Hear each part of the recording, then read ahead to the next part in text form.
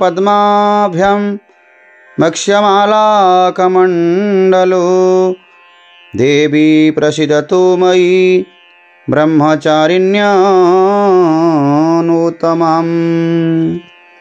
जय जय दुर्गे। नवरात्रर द्वितीय दिन रे माँ ब्रह्मचारिणींकर पूजन करा जाए। माता दुर्गांकर नवशक्तिर द्वितीय स्वरूपटी हेउछि ब्रह्मचारिणी। एठारे ब्रह्म शब्दर अर्थ तपस्या। ब्रह्मचारिणी अर्थ तपः चारिणी, जे तप आचरण करती से। कथित अछि देवस्तत्वं तपो ब्रह्म। ब्रह्म शब्दर अर्थ हेउछि वेद। तत्व और तप ब्रह्मचारिणी देवींकर स्वरूप पूर्ण ज्योतिर्मय और अत्यंत भव्य। तांकर दक्षिण हस्तरे जपमाला और बाम हस्तरे कमंडलु शोभा पाउअछि। पूर्व जन्मरे से जेतेबेले हिमालयंकर पुत्री होई जन्म होइथिले सेतेबेले नारदंक उपदेश अनुसारे भगवान शंकरंक पति रूपे पाइबाकू से घोर तपस्या करिथिले। सही दुस्तर तपस्या हेतु तांको तपस्यारिणी अर्थात ब्रह्मचारिणी बोलागला। तप कालरे पूरा 1000 वर्ष से केवल फलमूल खाई रहिले। तापरे 100 वर्ष केवल शागपत्र खाई जीवन निर्वाह कले। किछि काल से कठिन उपवास करी खोला आकाश तले खरा वर्षा खाई भीषण कष्ट सह्य कले।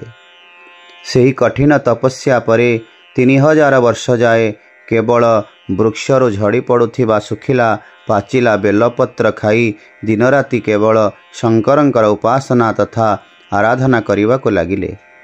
तापरे से सुखिला और पाचिला बेलपत्र खाइबा मध्य बंद करिदेले। यहाँ परे केते हजार वर्ष जाए से निर्जल निराहार तपस्यारे रत होइथिले। पत्रर अन्य नाम हेउछि पर्ण। से पत्र खाइबा को मध्य त्याग करी देइथिबारु तांकर आउ एक अन्य नाम हेला अपर्णा। 1000 वर्ष धरी से कठिन तपस्या करिबारु देवींकर शरीर अतिशय क्षीण होइगला। से कृशकाय होइगले।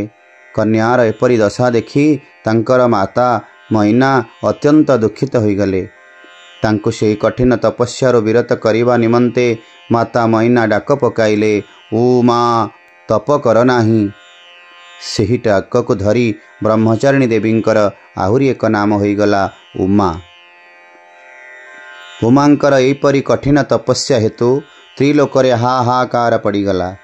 ब्रह्मचारिणी देवींकर सेही तपस्या को अद्भुतपूर्व पुण्यकृत्य बोली कही देवता ऋषि सिद्ध मुनि समस्ते तांकर प्रशंसा गान करने को लगिले।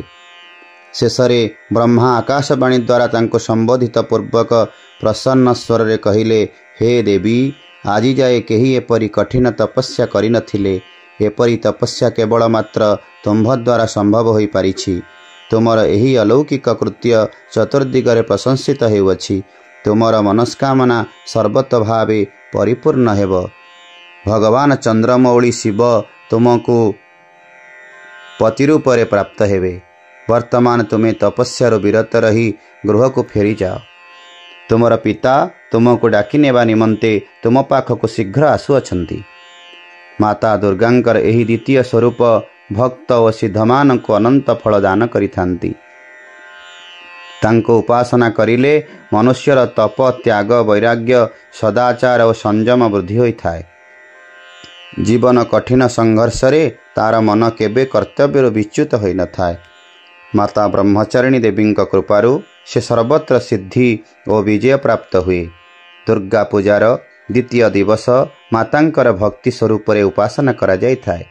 सेही दिन साधकर मन स्वाधिष्ठान चक्र रे स्थित होइथाए।